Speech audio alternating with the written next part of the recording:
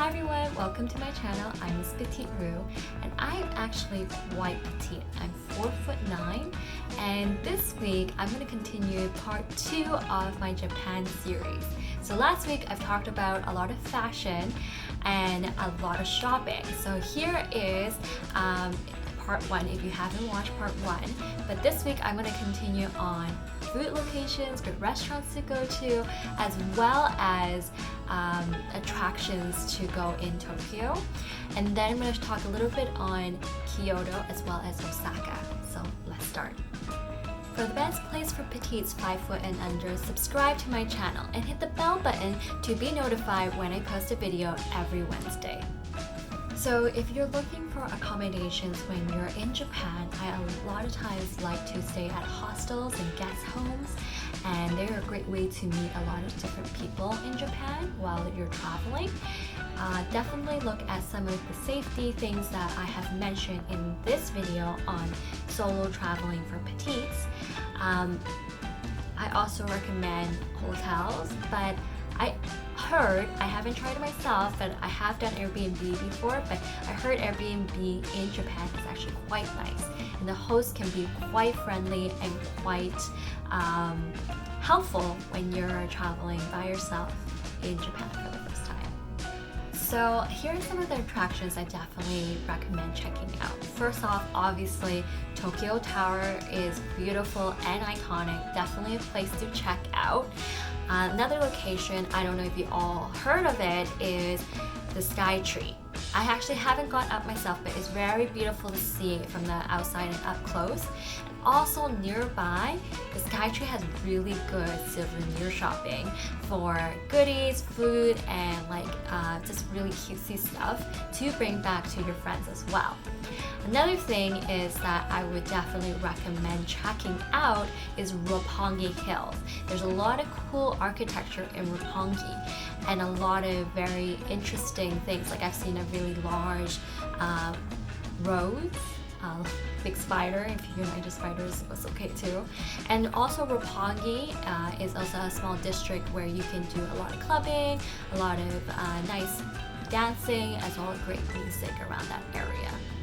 Now on top of it, if you are a Disney fan and when the pandemic is over, I definitely recommend checking out Disney Sea, because that's the only Disney Sea around the world. And it's basically a theme of water all across the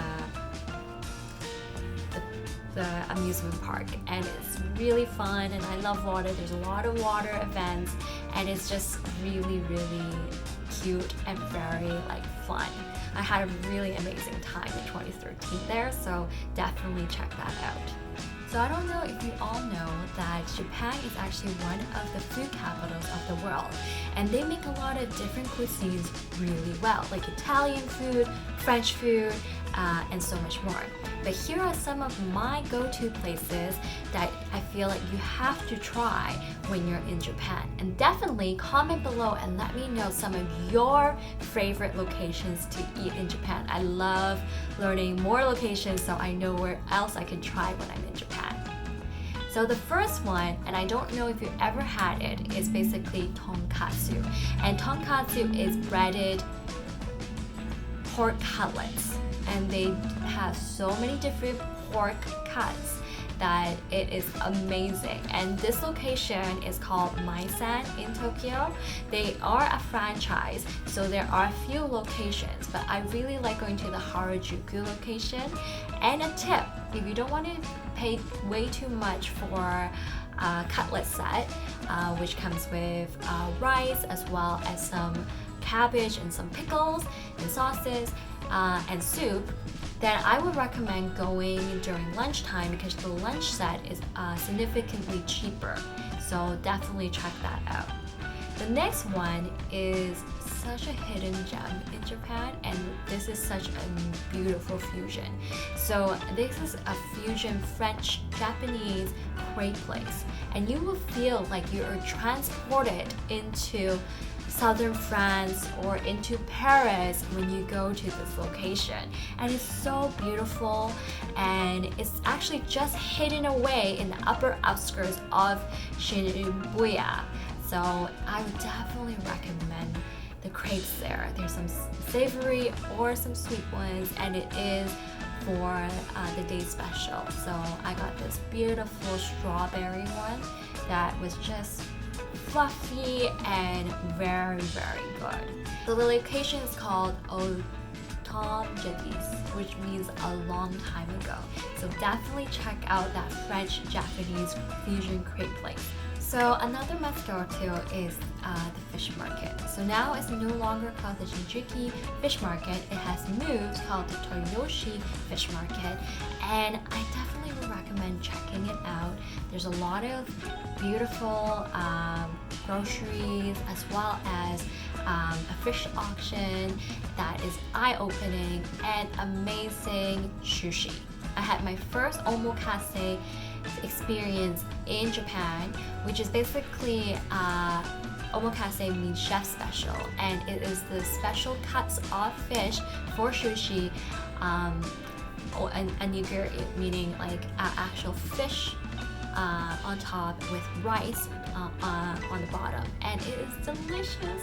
Normally, I had my first experience at Sushi Dai in Japan, and it was very, very good. But a lot of people know about this location now, so the wait is very, very long. But I heard there's actually other locations in the fish market that is worth checking out. So definitely check out the fish market and have some amazing sushi. Now, the last thing I want to say is they do fast food really well in Japan. And my go-to, and I think must check out, is MOS Burger. MOS Burger.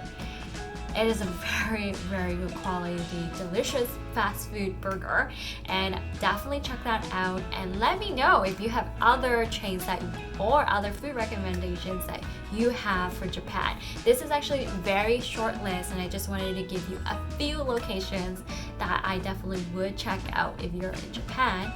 Obviously, there are great udon, ramen places, as well as desserts as well. So let me know in the comments if you want to have more food recommendations from me. I am very much a foodie and I love food. So if you want that, let me know.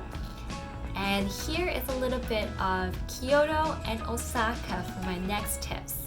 So if you are thinking of traveling to Kyoto, I would definitely recommend traveling during the fall season because it has beautiful, vibrant colors.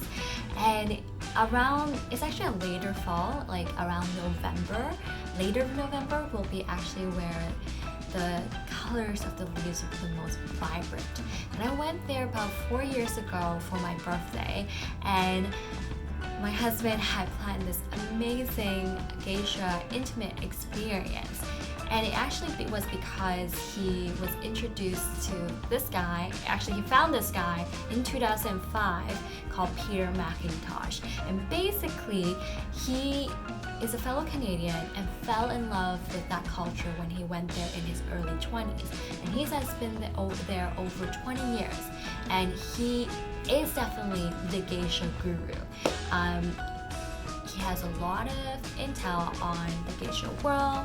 We were able to have an intimate night with a geisha, Gekko Miyahina, which was actually a Maiko, she was a geisha in training about 11 years ago, now probably 15 years ago. And she's a full-fledged experienced geisha now. So if you want to know more about geishas and that world, here is a documentary that Peter actually had built many years ago, and it goes into detail about these real life women that are geishas and the hard work and dedication and that art form that they have in Kyoto. So I recommend, it's called Real Geisha, Real Women. And if you want to learn more about that, the link for the video is below the description here. So for Osaka, obviously known for takoyaki, which is these battered squid balls or octopus balls that are amazing, or omoyokiyaki, which is basically this pan cake that is savory and delicious, and definitely check those out when you're in Osaka. But also they have one of the largest aquariums in the world in Osaka, and I would definitely recommend checking that out. And if you have noticed here for the last 2 weeks that I have actually whale sharks, one named Kai for Kaiyukan, where was the Osaka aquarium, and he is basically the reason I actually really love aquariums, and I love water animals, and they have a beautiful whale shark in Osaka. And if you don't know what a whale shark is, definitely if you watch Finding Dory, one of the whales named Wendy was actually a whale shark, just like Kai here. And this is actually Nunu, which was his partner that my brother-in-law bought. And of course this is a Totoro, which is a very big Ghibli movie. And definitely if you're interested, check these links out. So now that you got some tips from me for various locations in Japan, I also have built a guide for the various locations and tips, shopping, and food recommendations. If you want to download that guide, the link is below the description here. I'm also building a Facebook community dedicated to women 5 foot and under to talk about their struggles and challenges and their wins in life. And if you want to join that community, the link is below the description here. You can also find me on Instagram at MissPetiteRu. Check out my next video next Wednesday. And here are 2 other videos that I made just for petites 5 foot and under. Please enjoy. And if you like this video, press the like button and subscribe to my channel if this really resonates with you. And I'll see you next time.